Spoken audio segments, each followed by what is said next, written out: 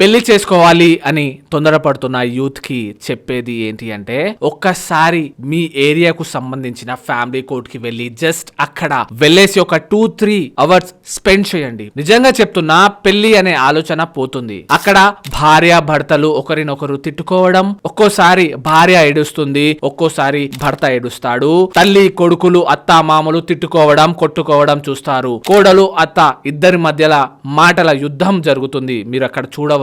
ఒక్కోసారి అయితే దారుణంగా కొట్టుకుంటారు కూడా. అక్కడి సిచ్యువేషన్ మొత్తానికి ఒక ఎంటర్టైన్మెంట్ షోగా ఉంటుంది. ఈ రోజుల్లో సరిగ్గా 18 ఏళ్లు కూడా నిండని అమ్మాయిలు అబ్బాయిలు కూడా పెళ్లిళ్ళ గురించి ఆలోచిస్తున్నారు.